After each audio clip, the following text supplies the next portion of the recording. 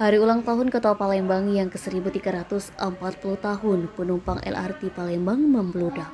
Dalam rangka HUT Kota Palembang ke-1340 tahun yang bertepatan pada Sabtu 17 Juni 2023, pemerintah Kota Palembang menggratiskan ongkos LRT.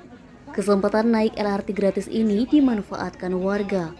Pantauan Sumeg.co di stasiun Bumi Sriwijaya atau Palembang Square, ratusan calon penumpang mengantri untuk menaiki gerbong kereta.